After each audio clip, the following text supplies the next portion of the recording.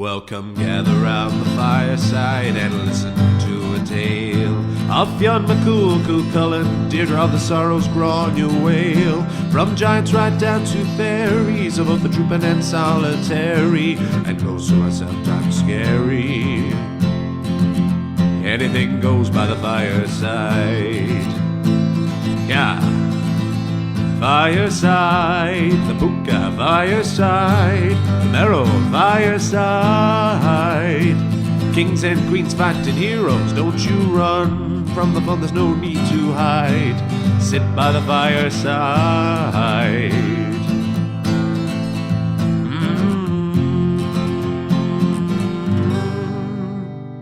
Fireside.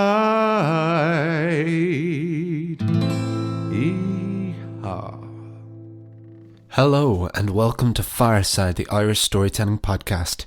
Each episode of Fireside we take a story from folklore or mythology, retell it, have a chat about the tale itself and about the craft, culture and history of storytelling. My name is Kevin C. Olan. I am your host and your Fireside Bard. Welcome to episode 67 of Fireside. I'm coming to you for the third week in a row from isolation in quarantine in my home in Wicklow town in County Wicklow. I am not in the beautiful surroundings of the Head Stuff Podcast Network studios in Dublin yet again. This is the third week, well it's the fourth week I've been in quarantine anyway, during the efforts by the government to stop the spread of the coronavirus, I keep calling it the coronavirus, COVID-19. I hope that wherever you are in the country, in the world, that you're safe, that you're indoors. And I hope that this podcast can and continues to give you a slight respite, a little bit of a break from it all, which I think we all do need at the moment. And yes, I do hope you're well. None of us know. I'm doing okay at the moment in terms of I've been reasonably productive and trying to keep myself relatively fit and healthy. I'm lucky that I'm in the countryside, and so that given the 2 kilometre radius that we're only allowed to walk in Ireland anyway, we're only allowed to go within 2 kilometres of our homes. I'm lucky that I'm in a beautiful surrounding here, that I can go for walks around, that I'm close to the sea, that I can still get a swim in the sea, keep my immune system up. It is absolutely horrendously cold at the moment, but I'm very fortunate that I have that. But even still, it's approaching a month of this now, of the uncertainty of the not working. And really, it definitely gets harder and harder each day for all of us. But definitely, I've felt it on and off, and increasingly so, as we seem to not know more and more how long. As we all come to realise more and more just the severity, the increasing severity, and how none of us really do know how long this will go on. But again, I've been saying this the last couple of weeks, I hope that you're listening to this podcast in months of time, that you're someone who started listening around this time and has only just caught up. And I hope that by the time you are listening to this, it is a distant memory. But if you are listening to this when it comes out this week, I've tried to record these as up to date as possible. I hope that it can be some break for you, some solace and respite during this difficult time. And I am incredibly inarticulate as always when I try to go off the cuff like that, but I just want to say thank you very much to all of those who listen to this podcast regularly. And indeed, if you are a new listener, you are welcome along. If you enjoy this podcast, please do subscribe to it. Please do leave ratings and reviews wherever you get your podcasts. Please do follow me on Instagram at FiresideBard, all one word. Best place to keep in touch with me if you want to message me, or if you have any requests about the podcast, or just to see what the latest news is with the podcast or what I'm doing personally. And if you really want to support the podcast, now has of course never been a better time to support the Patreon at patreon.com/Fireside Podcast. You can do so there, any amount at all you see fit. The support on Patreon has never been more appreciated than it is at the moment. And I totally understand those who are patrons, that times are tough, a lot of us aren't working, and if you need to not be a patron anymore, I totally understand that as well. But if this is a time where you are working and you have been a listener of this podcast and you think I would like to support independent artists during this time, there would never be a better time than to do it right now. But that is totally up to yourselves. I am not going to stop doing this podcast regardless. I consider myself very fortunate that I have the equipment to record this podcast in isolation for you all to hear. And it's, of course, a great joy for me to get to record as well, and to get to write and research. And I get to keep going with some semblance of my normal routine. And I think that's really helped my mental health, is to keeping in what routine we can. Not to feel, there's definitely a huge amount of pressure, particularly on artists, that now that we have the time and space, that this is supposed to be the time that we're writing and creating our great masterpieces, and it's putting an incredible amount of pressure on artists, and artists aren't being allowed to grieve for our industry that is on its knees at the moment. But that should be okay as well. I think I've been in contact with a lot of my fellow colleagues about this, and there's definitely a pressure felt across the board with that. But it's really, the more we talk about it, the more I think it makes people feel okay that yes, it's okay to be upset, and it's okay that you're not doing anything, because this is a global crisis. We are all going through this, some to more severe degrees than others, but there is no one who has been totally unaffected by this. This has been worldwide, and I absolutely am one of the fortunate ones. With what I have here, I'm very, very grateful for that. But I am still feeling it as much as anyone, and we've all got to be there for each other that we can. Stay in touch with your friends, stay in touch with your family if you can't be with them, as we all would like to be. With that in mind, again, as I say, I'm fortunate that I have the equipment that I can record that I can record Fireside from home. And if this podcast sounds different in any way, hopefully it should sound better. It is because I've recently invested in a new microphone, which I'm very excited about. It is a condenser microphone, which, if you're not familiar with their microphones, basically looks like the kind of microphone you would see in an old recording studio, or in any recording studio really, but in any old voiceover booths. It's got the proper pop filter and all, and I'm very excited about it. I don't really know what to do with my hands. I've got much more freedom. I'm kind of sitting upright in my chair and gesturing with my hands an awful lot. I hope you can't hear that too much, because it's a better microphone, but it also will pick up more of the room. So this is essentially an experiment. I bought it the other day because I wanted to try and make the podcast better while I can. And this condenser will be really good, particularly if I want to record more music, which I do want to do. And I'm very excited about using it, so I hope it does end up sounding good. My editor, Jamie, will tell me, sure enough, if it does work or not. But for now, it's really fun to be using a new microphone, to have a new toy to experiment with. I'm going to get down to the story now, because this is a story from a book called Wicklow Folktales by Brendan Nolan. There is this series of books that you can find in... I've seen them in a few places, to be fair. They are... I hope you can't hear, there is a radiator on in my house, and the heat is switching on, so it's just kind of clinking every now and then, so I hope that isn't audible. I hope you can't hear from there.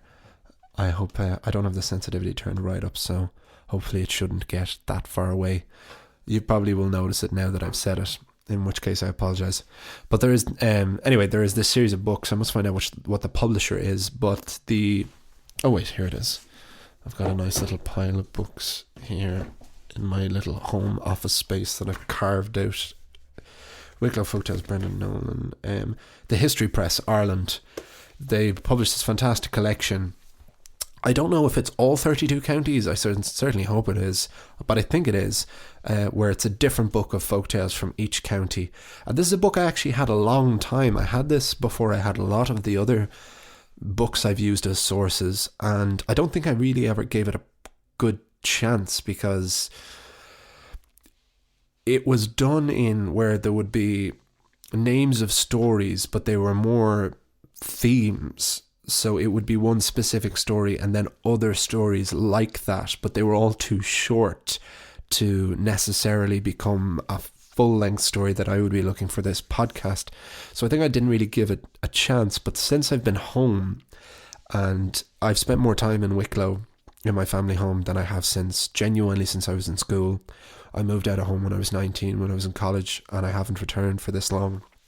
Since then, this has now become longer than the longest of a Christmas break. And it's been really nice. It's been really nice spending this time with my parents and spending this time in my hometown, which I didn't have the greatest relationship with growing up, but that's another story. But it's been really, really nice to reconnect with my hometown and with my home county.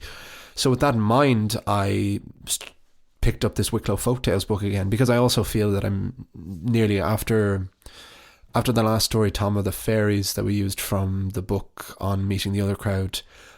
I started to find trouble finding new stories in that book, so I thought I needed to find a new source again, or go back to one of my old sources. But so in the Wicklow Folktales book, I found a new source, and I found a couple of fantastic stories and a couple of little nuggets that I can form into more stories. And so the next few weeks, when we aren't doing the myths, when we aren't continuing the myths, all the folktales I imagine are going to be from this book of Wicklow Folktales, which is really nice to be doing stories from my home county, because I certainly have repurposed a lot of the stories we have used before, beg your pardon, and changed them to Wicklow, but these ones are genuinely from there. So this has been a very, very long introduction, but it's worth talking about the things that are going on at the moment and to reconnect with you, the listeners of this podcast, and for me to feel like there is a dialogue, a communication between us. So this is a story called A Hand in the Dark on Fireside.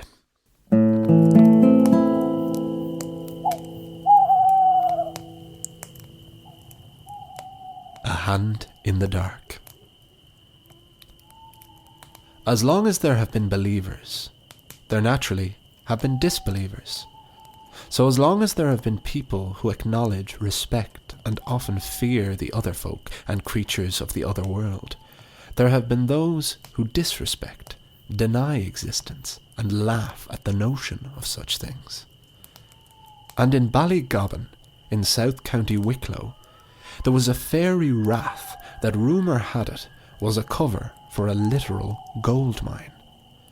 And there was a group of narrow-minded fellas out on the beer one night, and they decided amongst themselves, let's take our picks and shovels, march to the top of that fairy rath, and see what's buried there. And after various cheers and the clinking of glasses, the mob returned to their respective homes, grabbed their gold-digging accoutrements, and set out for them thar hills. The dig proved fruitless, but deeper and deeper these men dug. When it looked less and less likely that this drunken decision was going to bear fruit, one by one the posse dispersed, until there was only one would-be prospector left. The last digger was a farmer, whose idea the whole thing had been. He was convinced fairy wraths were the biggest scam in the Irish countryside. He thought people just buried treasure there and placed enough stones in a circle around it to ward off robbers. But that wouldn't stop this farmer. On and on he dug his shovel into earth and scooped it back out behind him until the hole was so deep he nearly couldn't climb out again. The farmer took note of this and tested whether or not he could still safely climb back out before he dug his own grave, so to speak. When the farmer successfully climbed out of the hole, there standing at its edge was a devil. Shrouded in black, with burning red eyes, it made an instant believer out of this sceptical farmer. Not a word or sound made the monster before his victim screamed, threw down his shovel, and ran away from the sight and back home. Word very quickly spread of this incident. For one thing, many locals could hear the cries of the farmer as he burst a gut running home. When you haven't been the one to actually experience something like this, it doesn't really matter how much of a believer or a skeptic you are, you tend to question it. So many doubted that this farmer had in fact seen a devil. They thought it was a trick or a hallucination from digging fatigue, so there were a few avariciously minded heads knocking about who thought that they would go up to that fairy rath on the hill to see for themselves if any gold had been found and in turn dropped in the escape. But even the most hard-hearted sorts, who laughed the whole thing off, still thought better of returning to that spot at night. They waited for the safety of the light of morning, and when those vultures arrived at the site, they got a surprise of their very own when they not only discovered no gold, they found that the entire hole had been filled in.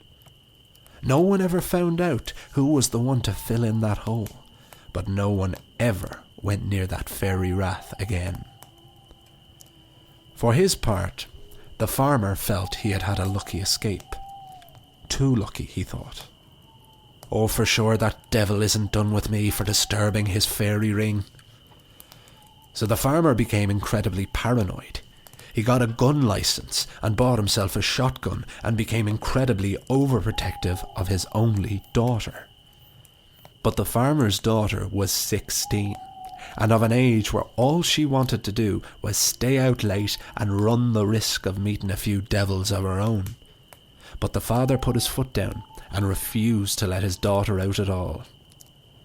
But such things will always find a way, and the girl soon began to have meetings with a young gentleman in the barn of her father's farm. And one such night, as the farmer's daughter met with her latest young buck, they perhaps made a little bit too much noise, because her father happened to be passing at the exact wrong moment and heard a commotion inside the barn. The farmer was sure it was some drunk or homeless person attempting to take refuge in his barn on a cold night, and let's just say the farmer was not feeling like a good Samaritan on this occasion. "Whoever's in there," the farmer called out to the barn, "come out now." On the inside of the barn, things were getting hot and heavy between the farmer's daughter and her young buck, and needless to say, the mood was ruined by the sound of her father outside. "Oh God, it's my dad," said the daughter. "That is not ideal," said the young buck. The two young lovers began to search frantically for somewhere to hide, but without moving a muscle.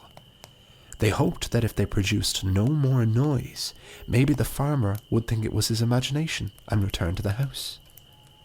When the farmer received no answer to his call, he did indeed think his mind was playing tricks on him. Nevertheless, he would have to investigate to put his mind at ease.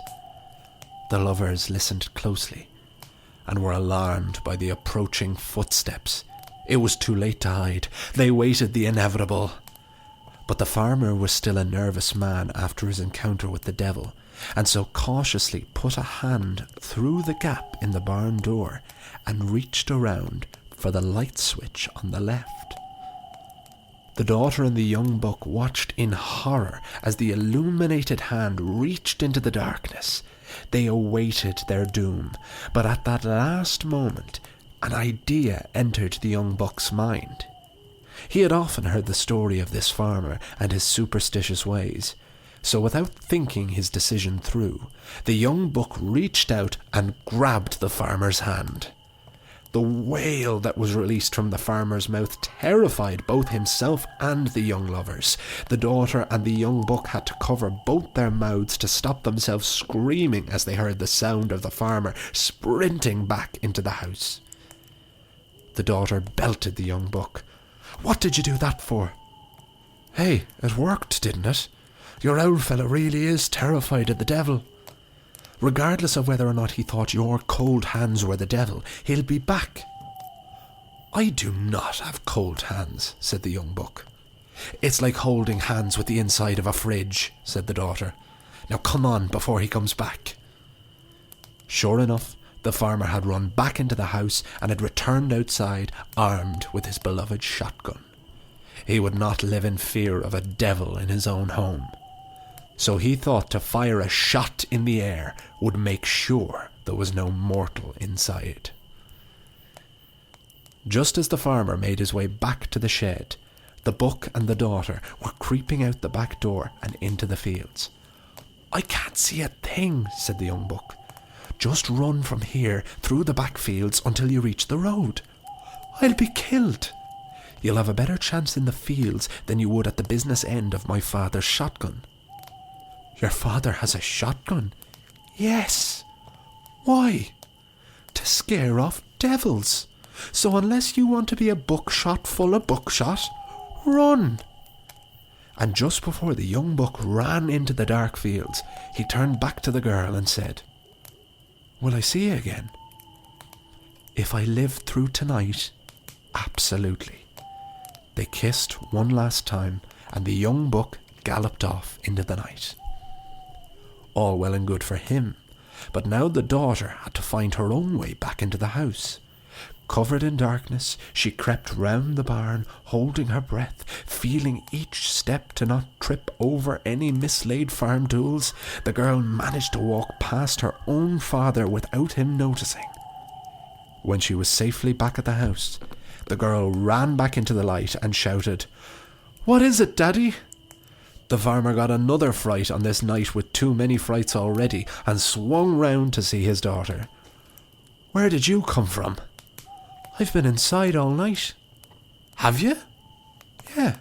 Sure, where else would I be? Not like I can go out." With his daughter as an audience now, the bravado and false confidence within the farmer blossomed, and he called out with gusto, "Whoever is haunting my barn, come out now. I'm locked and loaded. And I have a gun too." Of course, there was no answer. So the farmer went to the barn, and like reaching into a fire, he reached his hand into the barn and flicked on the light switch. With the barn now illuminated in a wash of light, the farmer first stuck the gun, then his head inside. Seeing no one, he began to search every last inch of the barn, determined to justify the whole ordeal. When nothing was found, he shouldered his gun, realised he must have scared them off, and returned to the house. His daughter was still waiting for him when he returned, which was characteristically unlike her, the farmer thought. He looked at the Rubik's Cube that was his child. There was something not right, but he couldn't put his finger on it, and hadn't enough proof or energy to ask questions. So the farmer merely sighed and went to bed. After a sleepless night, the farmer told all his neighbours what had happened, and asked them if they had found any strange characters in their own barns or seen anyone prowling around. None of them had. So while the farmer was initially satisfied to let the matter rest, he could not kill his suspicion of his own daughter.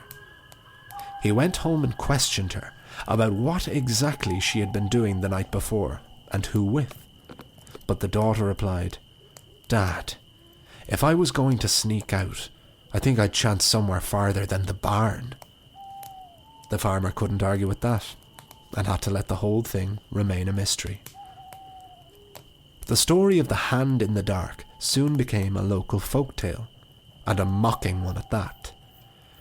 Well within the farmer's lifetime, people would laugh at the story of the farmer who'd been grabbed in the night time in his own barn. It even became a prank for young people to play, where they would knock on people's doors, run away or hide in their barns, waiting for a hand to grab. A dangerous game given the potential for these farmers to be armed. As for the daughter and the young buck, well, unfortunately they never met up again. The buck's eye wandered to another less troublesome household, and the girl lost her appetite for meeting gentlemen in the barn. But she never told her father the truth, that it had been the young buck's hand in the night, partly because she blamed her father for the loss of her man, and partly to keep the memory of that wild, dangerous and exciting night alive. The end.